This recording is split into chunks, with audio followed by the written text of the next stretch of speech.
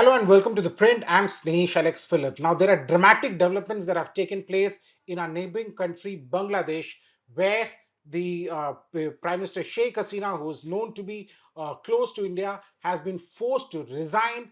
I would not say that the military has taken over, but there is an interim government that is going to come up.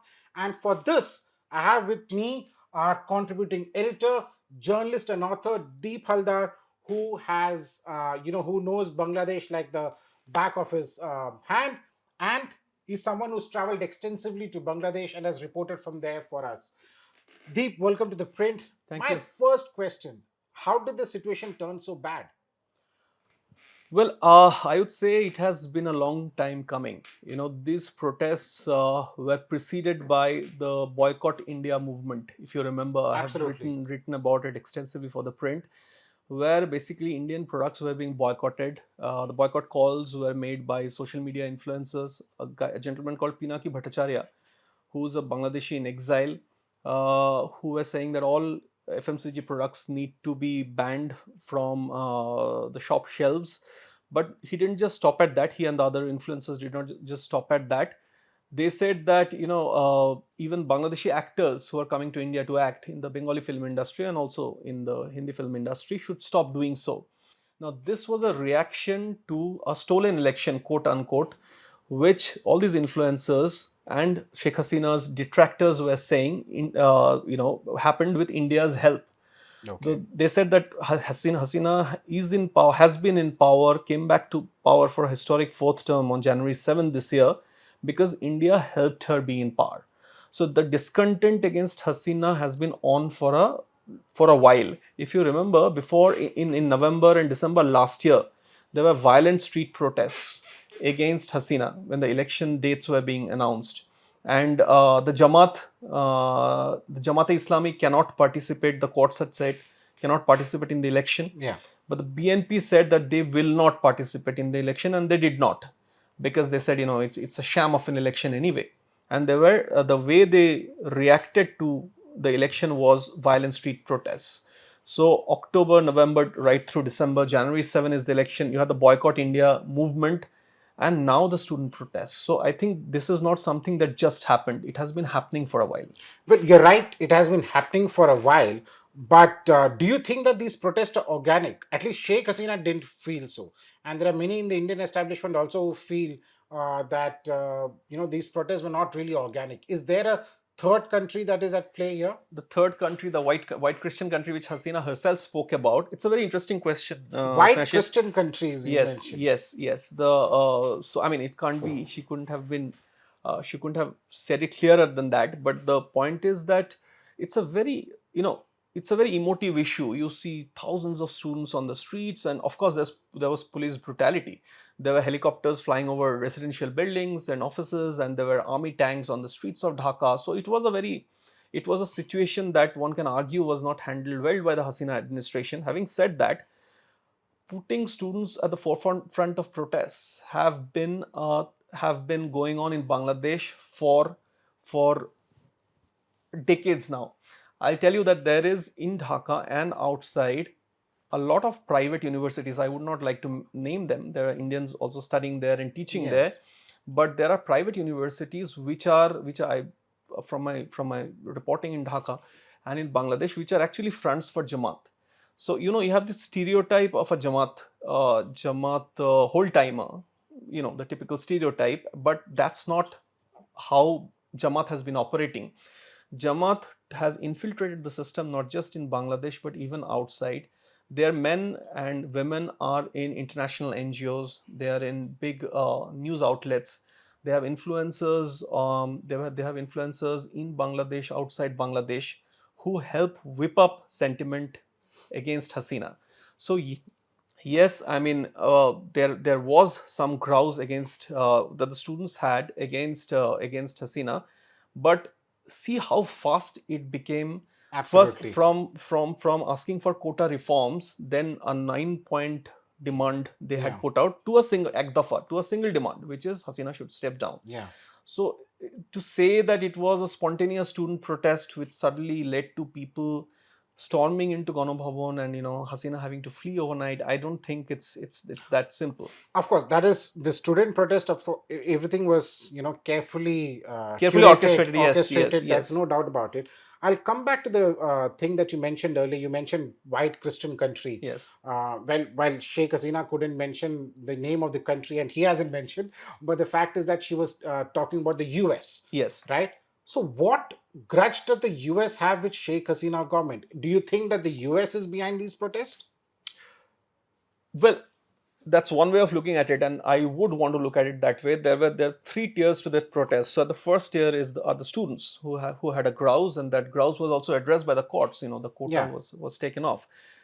In the second tier were the Jamaat Shibir, and also BNP opposition BNP people who had infiltrated the student movement, and they were also students. Many of them were students. At the third tier was the invisible white Christian country hand, which was somehow keeping this whole thing together. So it was very well orchestrated. I think the CIA hand, you took the name, so I have no hesitation in taking the name now. But I think the CIA hand needs to be talked about because the American diplomats have been there were reports before elections that American diplomats have been talking not just to the opposition but to Jamaat, and talking to the Jamaat. It had come out. I don't know whether the links are available now. I had given the link to an article in one of the Bangladeshi websites before. But to talk to BNP is one thing. To talk to the Jamaat is quite another, because you know from 71 the Yeah. bloody history of Bangladesh, what the Jamaat did, and they did not in fact want Bangladesh to be born at all. So for the US to be involved in talks with the Jamaat before elections, and right through, and the sanctions against army generals, constant pressure on the Hasina administration. So I mean, the US hand has been there overtly and covertly for a long time now. But what does US gain out of this? My big question is, for example, you mentioned that US was talking to the Jamaat. Yeah, Jamaat are the Islamist, yeah, the radicals, yeah, and the BNP, the opposition party, is also largely supported by let's say the Jamaat, the radical part of it. Sheikh Hasina is more seen as more of a yes, secular yes. government, secular party compared to the BNP and the supporters. So, what does the US gain out of this? An Arab Spring. I think we have spoken about it in previous columns. And I think the US wants a neighborhood, Indian neighborhood, which is unstable. And I think whatever Well, form the US says that it wants deep friendship with India and that both countries are at a stage where the friendship is deepening. yeah, you know better than me how they operate, But, but huh, I think that what they just managed to do, despite India's best efforts, is to have a situation where it's my guess that they would eventually have a prime minister who will be a very acceptable face, but in the who's interim the front government. runner for that prime One of the minister? names I'm hearing is Muhammad Yunus, Okay. but I think there can be other names, but I think they would have. But so everybody will be very happy, and democracy would have won, and students would have determined the fate of a country. But beyond all this, and I'm not discounting that there is merit to these arguments as well. But beyond all these, I think there the kind of society that Bangladesh has become and will now openly become should raise very deep concerns for India, because I have seen deep anti-India hate in Yeah. Bangladesh's civil society, and you don't have to go till Jamaat. There is a deep distrust that the average Bangladeshi, I'm not saying everybody, but average Bangladeshi feels for Indians. In fact, there are two slurs that are used for Bangladeshi Hindus. So one, I'm not saying. The second is that you are an Indian. So you are an Indian or you are a raw agent. So and now with Hasina gone, at least temporarily out of the picture, I think that is only going to deepen. So it's a very bad situation for India. No doubt that this is a bad situation for India, but the way that situation is developing, you have an Islamist control, if at all. This right now, the army has taken as the army chief did a press conference in which he mentioned the fact that there would be an interim government that would be formed. So one is not really sure what really is happening there. It's Yes. the situation is very fluid. But the fact is that the Islamists are going, or the Jamaat are going to become stronger and have a bigger say in Bangladesh, Yes. which is bad news for India, definitely, but also for the world at large. Yes. But while you mentioned that this is loss for India, I agree with you. I don't know what the advantage for the US would be there, except that A navy you've. base, So what is this curtailing China. Navy base that you're talking I know about? these are things that have been spoken about for a long time. But I think I think more than India, the chatter in Dhaka has been that US wants to somehow control China by destabilizing the Hasina government. Now, if you remember, the Hasina had made a China visit before she made a Delhi visit, and Yeah. she had cut short her China visit because she was not happy with what was being talked about there. But I think between India, China, and Bangladesh, it was a very local thing. I think China did not want Hasina to lean too much Too towards much towards towards India. India, but it was still a game that was being played between the three countries, India and China and Bangladesh in And between. Sheikh Hasina also played that uh, game, Sheikh She, Hasina also played that game very well. Her cabinet formation this time when she yeah. came back to power in January 7, there was this sense of, there were pro India ministers and pro China ministers, and even in the party, in the Army League International Affairs Committee, there were people who were pro China, then there were people who were pro India. So she would know how to balance.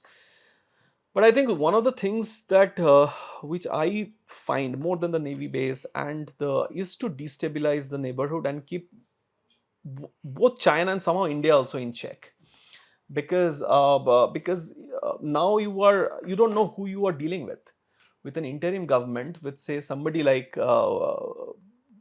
I don't know whether BNP is coming back to power, because BNP Khalida Zia is too old and unwell, and Yeah. she was under some kind of house Her arrest till son is now. in exile. Her son is in exile. He may come back now, Okay. because now that Hasina is gone, because Yeah. all the cases were put forth by the current Son is government. in So exile in the UK. in the UK, Yeah. yes, and he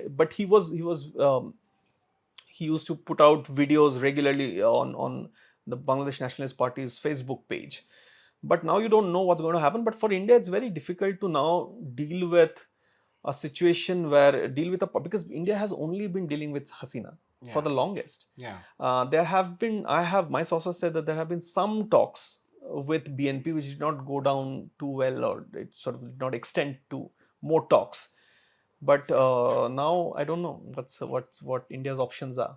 See, India's options becomes very limited, but when you have the Jamaat taking control there or playing a huge, important role in the Bangladesh politics, Yeah, until now, Bangladesh was doing very good economically. very good economically. Yeah, I don't know, and in multiple spheres, actually outperformed even India yes. on economic That's how indicators. Bangladesh came back in the news, because suddenly you saw Exactly. that there was this headline that its GDP has gone higher than India. Yeah. Exactly. So, but the Jamaat becoming stronger, which also means that India's other neighbor on the western side, Pakistan, will also have a bit more say now in Bangladesh. Yes. And if Pakistan has more say in Bangladesh, I see Pakistan as nothing but a state, a subservient state to China. So Yes. eventually, it is going to be advantage Advantage. China. If you look at it that way, it's Yeah. going to be advantage China.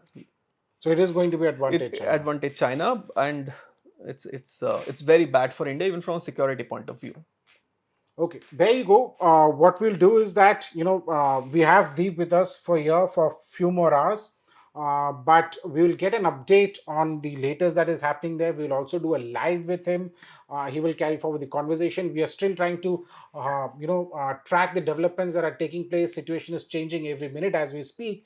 And I'd done earlier, just before I started this video, I'd done the story about the fact that it was Sheikh Hasina team which had reached out to India seeking permission air passage into India, and she's likely to land in New Delhi. So one will really have to wait and watch how the developments are there. But do keep watching the Print's YouTube channel and also read the Print's website www.theprint.in, and do log in and read Deep Haldar's articles. It will give you an insight into what is really happening in Bangladesh.